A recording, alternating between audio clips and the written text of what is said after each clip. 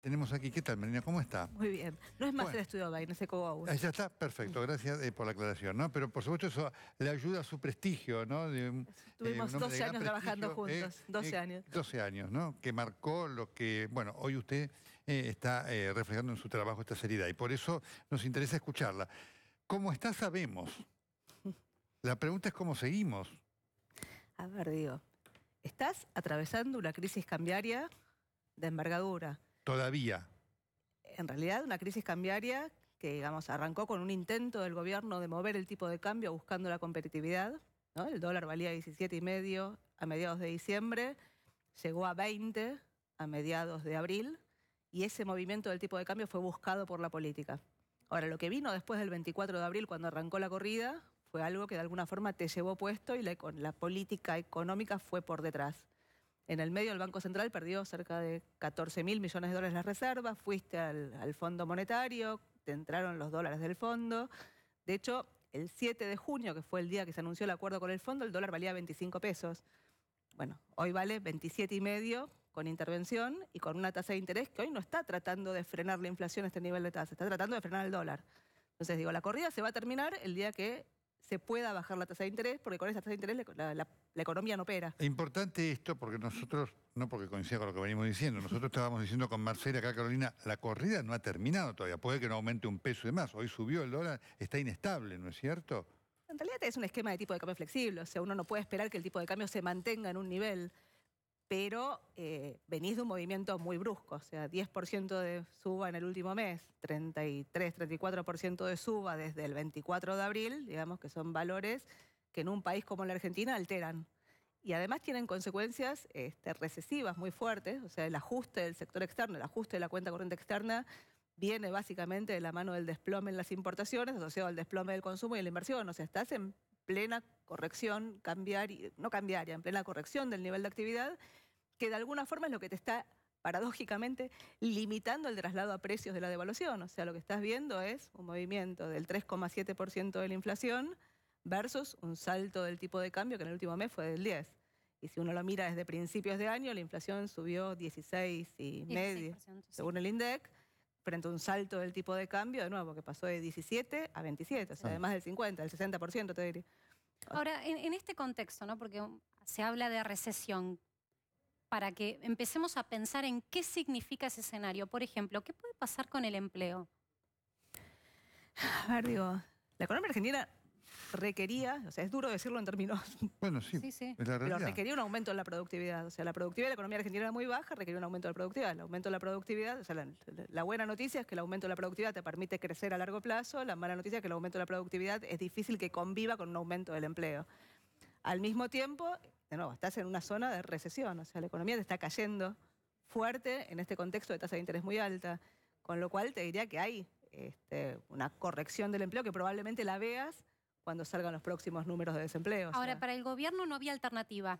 El escenario recesivo, si no era antes, iba a ser después. Digo, el gobierno plantea como que el mundo se cerró y entonces, producto de ese mundo más cerrado, tuviste que ir al Fondo Monetario para que te preste, vino a ir al mercado con una tasa más alta y bueno, era inevitable caer en la recesión. ¿Eso así esto? Es que la recesión te la está provocando la corrección cambiaria. O sea, de nuevo, la primera corrección cambiaria de 17,5 a 20 fue buscada por la política, que buscaba un dólar más competitivo, ¿no? Digamos, en un contexto donde el agujero externo de Argentina, el déficit de la cuenta corriente externa eran casi 5 puntos del PIB y era una alarma porque estabas financiando un exceso de consumo en la economía argentina en un mercado que era inestable. Claro. Bueno, era inestable. Nos dimos cuenta que era inestable y lo que te pasó es que te corrigió, o sea, el mercado te corrigió. Ya venimos con la pregunta así de Carolina, pero hay un... Sí, datos del momento, sí, que lo tiene Marcela, que tiene que ver con las LEVAC, ¿no es cierto? Sí, las LEVAC, a ver si vamos en pantalla. A ver, atenti con esto, ¿eh? Bueno, el objetivo se cumplió. Se vencían 536.000 millones de pesos, o el equivalente a, en LEVACs. El gobierno quería ir a una renovación que tuviese como piso 70%, finalmente el número fue del 75%, pero atención, más allá del porcentaje de renovación, Fíjense a qué tasas, a qué costo Argentina convence a los inversores o a los pequeños ahorristas incluso de quedarse en pesos y no irse al dólar, con una tasa de interés que alcanza el 46% en brevísimo plazo, corto plazo. Estamos hablando de 1 o 2 meses, donde está el mayor caudal de las LEVACs, donde se han renovado, ¿no? El 80% siempre va al corto plazo. Carolina.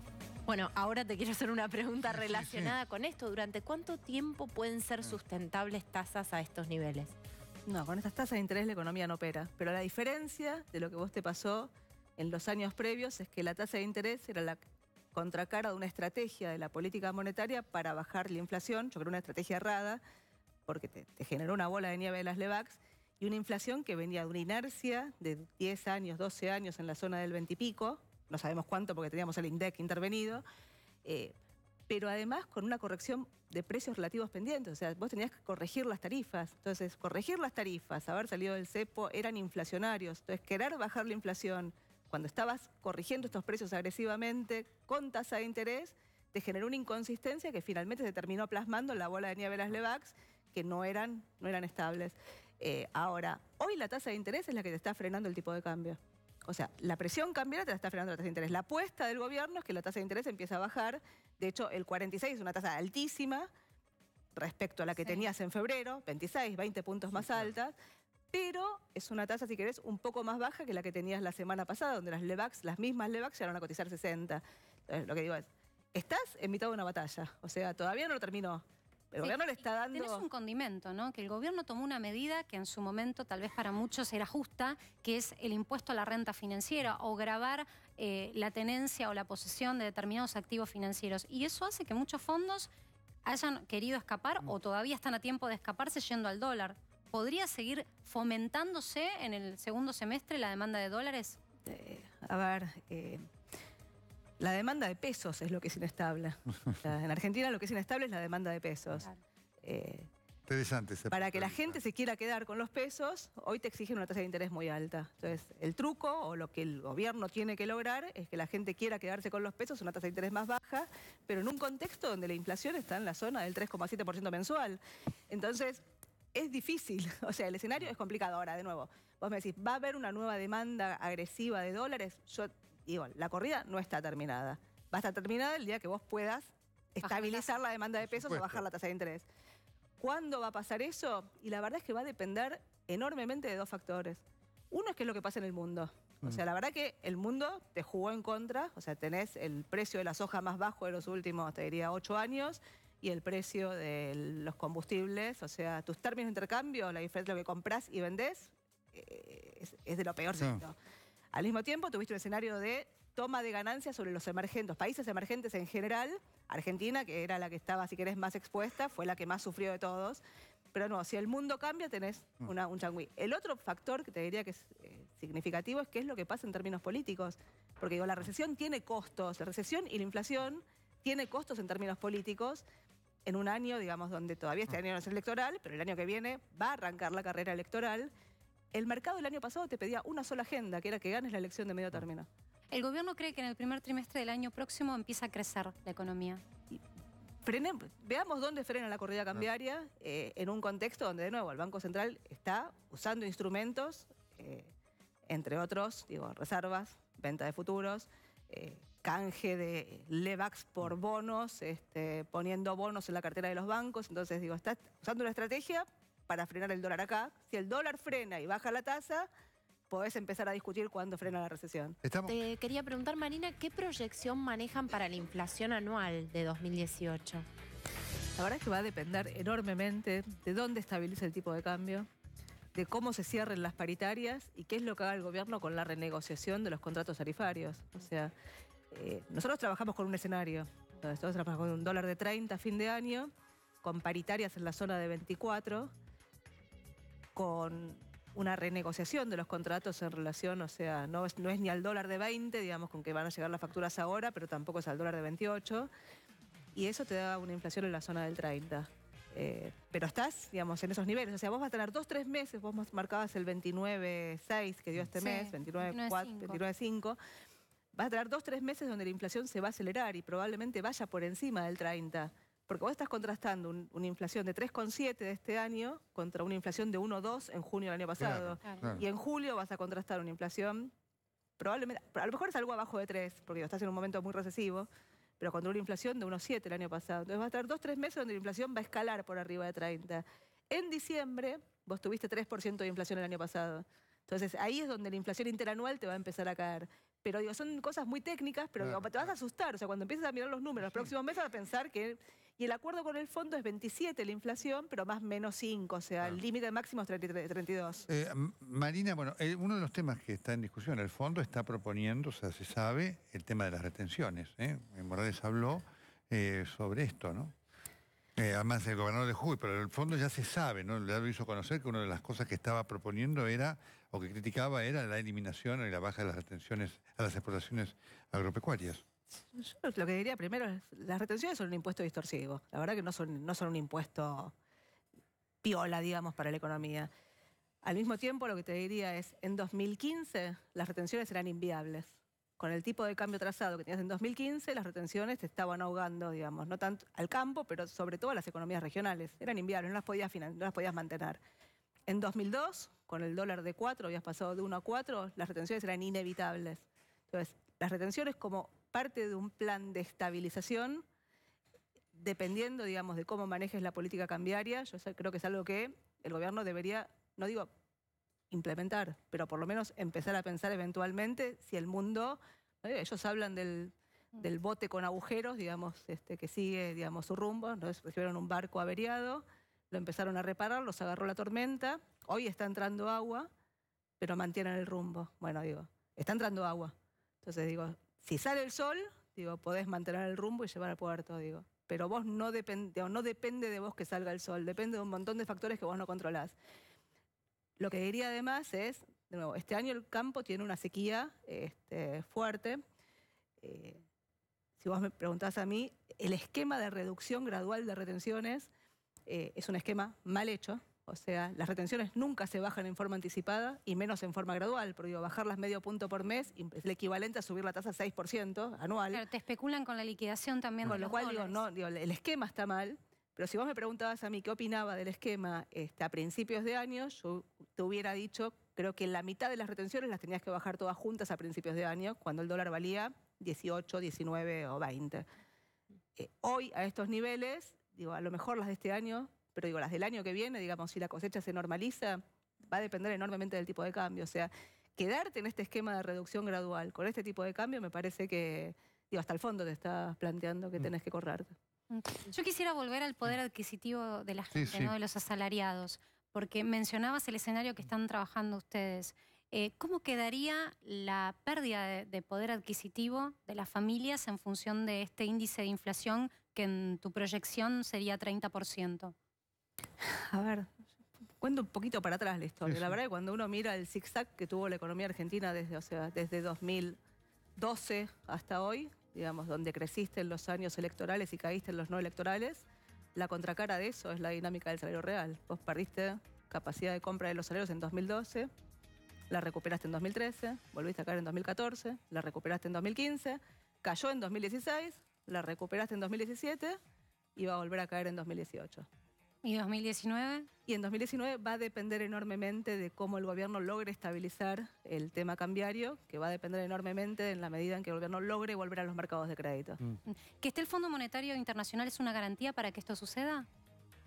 Yo creo que es necesario en este contexto. O sea, es un prestamista. El fondo actúa como un prestamista de última instancia. Vos te quedaste sin crédito. Y si bien tu deuda es baja y tus perfiles de vencimientos no son demasiado agresivos, tenías dos bichos raros, digamos, dando vueltas, que uno eran las LEVAX y otro eran las LETES. Las LETES nadie las ponía en el programa financiero, todos suponíamos que las refinanciaban y de golpe te quedaste sin crédito. Entonces el fondo de alguna forma viene, digamos, a asegurarte que la liquidez está disponible. O sea, nadie se cae por un problema, o al revés, te digo. Vos podés tener un problema de solvencia, pero si tenés liquidez, digamos, no te caes. Y al mismo tiempo, podés no tener un problema de solvencia y si se corta la liquidez, te caes.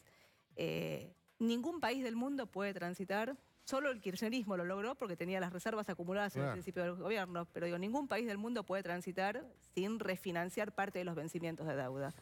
Marina, vamos a analizar contigo, ya lo habíamos hecho, pero nos interesa mucho también tu visión, el rubro por rubro de esta inflación, porque cuando uno lo baja rubro por rubro, esto es lo que queremos hacer, además hay que hacer análisis técnico, que además es muy Sí. comprensible, pero después lo que pasa en el bolsillo de la gente, y esto lo da el rubro por rubro. Vamos, Marcela, Sí. con Marina, por favor.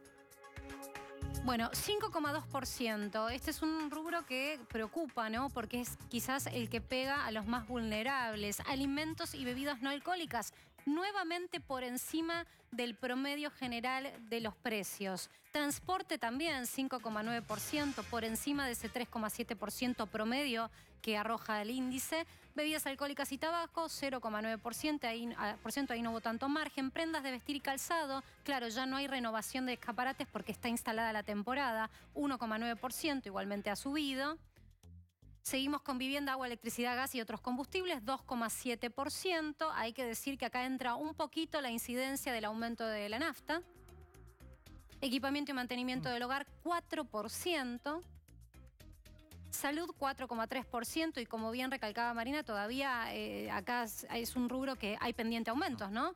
Y acá el gobierno decidió que sea desregularizado. Prepagas, sobre todo con su fuerte incidencia, aumentó y va a seguir aumentando. Hay planificados aumentos. Recreación y cultura, 3,4%. Educación, 1,2%. Restaurantes y hoteles, 2,7%, y ahí terminamos con la observación de los distintos sectores relevados por el INDEC. ¿La impresión, Marina, de esto? A ver, digo, tuviste un salto en el tipo de cambio muy alto que te pegó sobre lo que los economistas llamamos transables, o sea, los bienes que tienen un componente importado, su precio aumenta casi automáticamente, o sea, tuviste al mismo tiempo alimentos, digamos, vos marcabas recién el precio de la harina, el precio del aceite. Son precios que o se venden localmente o se exportan, con lo cual el precio es el precio internacional, digamos. En todo caso, lo que te amortigua son las retenciones, pero digo, sin retención, cambios en las retenciones. Después tuviste salud, básicamente tiene que ver con las prepagas y con los precios de los medicamentos. Sí, que también hay componente importado ahí, ¿no? Que están subiendo fuerte. Tuviste aumentos en transporte, tuviste las naftas, tuviste un aumento de colectivos, lo que pasa es que ya fue el último peso que ya todos nos olvidamos. Y tuviste en vivienda, Sí, mantenimiento. en todo mantenimiento, eso, 4 y pico. bueno, ahí tenés el tema del alquiler, el tema de las expensas, digo, tenés inercia propia, digamos, del índice de inflación. Textil me llama la atención, porque la verdad que cuando digo textiles es un rubro que está muy dañado por la tasa de interés, estuvo muy dañado en su momento por la apertura y los viajes al exterior. Y la verdad es que mi sensación es que lo que hay son liquidaciones por todos lados, o sea... Bueno, la caída en las ventas, ¿no? Que es generalizada por los distintos sectores. Es que la caída en las ventas está limitando enormemente el traslado a precios de la devaluación. O sea, de nuevo, lo que tenés son insumos que suben con el dólar, están prácticamente dolarizados en la economía argentina. Me olvidé de las naftas, vos lo mencionaste, las naftas. Las naftas quedaron de alguna forma desacoplados. O sea, el ministro de Energía, el ex ministro de Energía había liberado el precio de las naftas cuando el barril de petróleo valía $55 y el dólar 17.50 o 17. Bueno, después el barril de petróleo, el Brent, llegó a casi 80. Sí, claro. Y el dólar a 28, o sea... Y lo frenaron, y todavía están pidiendo recomponer ahí tenés precio. aumentos, pero lo que tenés es, de nuevo, o sea, es una economía que tiene un componente dolarizado fuerte, tiene agentes que intentan mantener sus márgenes en dólares. De nuevo, con la recesión, esos intentos, digamos, quedan. Entonces, la presión de costos que tenés por el lado de los insumos dolarizados, más la presión de costos que tenés del lado de la tasa de interés, de alguna forma es más que compensada por el desplome en las ventas Claro. que estás viendo del otro lado, y lo que hay es un achicamiento de márgenes, y al mismo tiempo lo que tenés es el costo laboral que por hoy de alguna forma está contenido. Duro, la última, Carolina. Sí, te quería preguntar un poco en tu experiencia de haber analizado también la línea histórica de la incidencia de la política en la economía. ¿Qué podemos esperar para este año en términos de lo que va a tener que hacer el gobierno para maniobrar entre gobernabilidad y la antesala de un año electoral y también llevar adelante las políticas que tiene que llevar adelante en materia económica? Para mí es lo que más ruido me hace, porque, insisto, el año pasado el mercado te pedía solamente la gobernabilidad. Lo único que importaba era el resultado de la elección electoral, ¿no? Y hoy te pide dos agendas. Te pide el ajuste y la gobernabilidad. Y las dos agendas generalmente son contradictorias. falta mucho, digamos, está todo, llamó a un politólogo que probablemente lo explique mejor, digo, está todo el armado del peronismo del otro lado, o sea, no hay un candidato, pero mi sensación es que ambas agendas son complicadas y necesitas que, que la historia de emergente se reabra mucho afuera como para volver a conseguir acceso al crédito en forma fluida. Quisiera terminar con algo que dijiste antes, a ver si podemos quizás llevar un poco de calma. ¿Cuándo se da vuelta el ciclo? ¿Recesión para fin de año? ¿Y cuándo en tu proyección pensás que se vuelve a crecer y se calma un poco esta pérdida adquisitiva de las familias, de nuevo, la actividad? Así como yo mencionaba el serrucho del nivel de actividad, el serrucho del salario real, es el serrucho del tipo de cambio real. O sea, es el adelanto cambiario o atraso cambiario. Hoy estás en plena caída. O sea, el segundo trimestre es un desplome respecto al primero. El primero fue un trimestre muy alto, venías de varios trimestres de crecimiento muy alto. El primer trimestre te dejaba un arrastre estadístico muy fuerte para este año. Segundo trimestre tenés la sequía, más la corrida cambiaria y los coletazos de la corrida cambiaria y la tasa de interés en estos niveles. La economía está cayendo, te diría, arriba de 3% desestacionalizado respecto al primero. Creo que el tercero todavía va a caer, o sea, junio es peor que abril, normalizado por la sequía. La apuesta es a que en el cuarto trimestre esto estabilice y la apuesta es a que el zigzag vuelva de cara al año que viene. Si el zigzag vuelve de cara al año que viene, digo, vos podés terminar a finales del año que viene en niveles parecidos a los del primer trimestre del año. ¿A fin de 2019? Bueno, a ver, de nuevo, cuando uno mira el segundo, ¿se acuerdan la historia del segundo semestre de 2016? Bueno, lo paradójico es que cuando uno mira las estadísticas, el segundo semestre existió. El tercer trimestre el tercer trimestre fue mejor que el segundo de 2016 y el cuarto fue mejor que el tercero. Lo que pasa es que la economía todavía en términos interanuales mostraba caídas. Bueno, acá la apuesta es a que vos puedas dar vuelta al ciclo en el cuarto y crecer. Pero para eso requerís abrir el crédito, que vuelvan a ingresar capitales al país y que te financien, digamos, si querés, una mejora del salario real, que si querés es un empeoramiento del tipo de cambio real. Con un escenario político diferente. Con un escenario político bastante más complejo. Hoy hay un elemento